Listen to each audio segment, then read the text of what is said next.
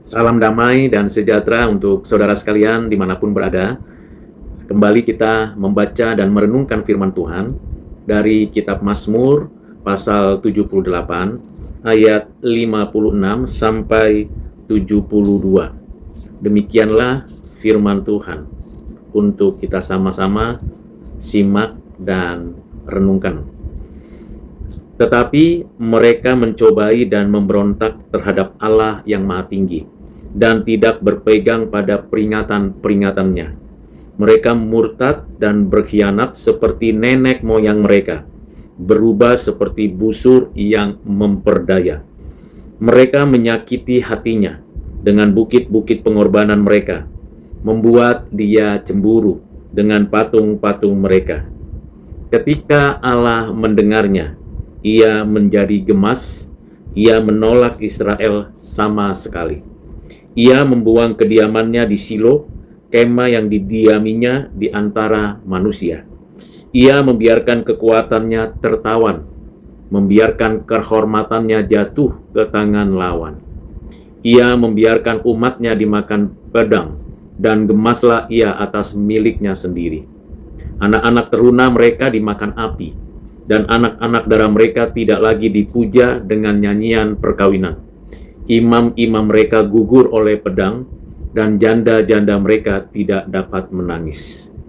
Lalu terjagalah Tuhan seperti orang yang tertidur, seperti pahlawan yang siuman dari mabuk anggur. Ia memukul mundur para lawannya, ia menyebabkan mereka mendapat celah untuk selama-lamanya. Ia menolak kemah Yusuf, dan suku Efraim tidak dipilihnya. Tetapi ia memilih suku Yehuda, gunung Sion yang dikasihinya. Ia membangun tempat kudusnya setinggi langit, laksana bumi yang didasarkannya untuk selama-lamanya. Dipilihnya Daud hambanya, diambilnya dia dari antara kandang-kandang kambing domba, dari tempat domba-domba yang menyusui, didatangkannya dia untuk menggembalakan Yakub umatnya dan Israel miliknya sendiri. Ia menggembalakan mereka dengan ketulusan hatinya. Demikianlah firman Tuhan untuk kita dengarkan dan renungkan. Berbahagialah kita yang menyimpan, mengerti, dan melakukannya. Kiranya Roh Kudus memberi pencerahan kepada kita ketika kita memahami isi kebenaran firman ini. Saudara yang kekasih di dalam Kristus, setidaknya ada 3 tahapan yang perlu kita renungkan dari ayat-ayat yang sudah kita baca.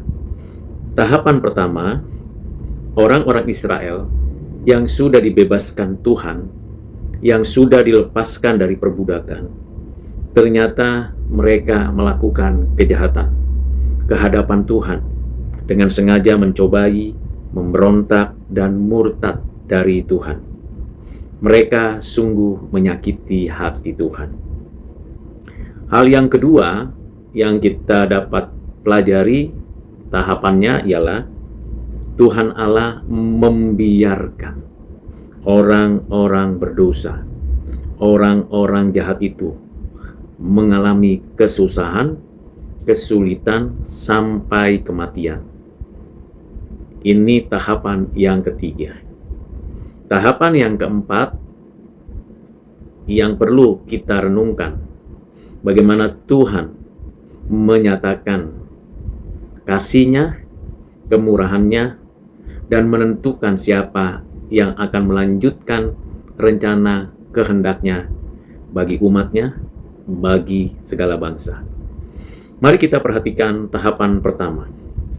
Manusia yang sudah mengalami hidup dan kehidupan mendapatkan berkat, perlindungan, dan pertolongan Tuhan, seringkali melupakan kebaikan Tuhan. Seringkali hanya berpusatkan pada kepuasan sesaat dan dirinya sendiri, melupakan bahwa segala yang dilakukan dan dialami oleh orang-orang yang dikasihi Tuhan berasal dari Tuhan. Apa yang sudah diterima harusnya dikembalikan dengan syukur, sujud, ketaatan kepada Tuhan. Tetapi di sini pemazmur memberikan gambaran bahwa mereka melakukan kejahatan dengan sadar dengan sengaja. Itu juga bisa terjadi pada diri kita yang mengaku orang Kristen, yang mengaku sudah mengalami banyak berkat dan pertolongan Tuhan, tetapi kita melupakan kebaikan Tuhan. Kita berpusatkan pada diri dan kesuksesan pribadi. Kita lupa akan apa yang sudah Tuhan karuniakan kepada kita. Bahkan bisa jadi kita dengan sengaja tidak menaati Tuhan, memberontak kepada Tuhan, melakukan hal yang menyakiti hati Tuhan. Dengan kita tidak sungguh-sungguh menjadi pelaku firman, tidak serius hidup kudus, tidak benar-benar mau menjadi saksi Kristus. Itu yang menjadi kenyataan dalam kondisi kita saat ini. Tahapan yang kedua yang perlu kita perhatikan, bagaimana Tuhan membiarkan orang berdosa itu dihukum. Siapapun kita, entah kita orang percaya atau kita bukan orang percaya, apakah kita hamba Tuhan atau jemaat biasa, kalau kita melakukan kejahatan, melakukan tindakan yang tidak sesuai dengan kehendak Tuhan, Tuhan pasti menghukum orang berdosa. Tidak pandang bulu, keadilannya pasti dinyatakan. Dan tahapan yang ketiga yang menakutkan, yang memberikan kepada kita kelanjutan dari tahapan yang kedua ialah Tuhan membiarkan segala yang kita pernah lakukan, pemberontakan atau menyakiti hati Tuhan, Tuhan membiarkan kita tidak lagi berada di dalam kehidupan yang aman, nyaman, dan selamat. Bahkan kita bisa tahu bagaimana orang-orang yang berbuat jahat itu pada akhirnya akan gugur, mengalami penderitaan, kesulitan, bukan karena kesaksian hidup yang benar, yang kudus, tetapi karena keberdosaannya. Menderita karena kejahatannya. Bisa saja di penjara, bisa saja mengalami sakit yang sangat membuat tubuh dan jiwa merana, dan bisa saja hal-hal yang membuat orang itu putus asa dan frustasi.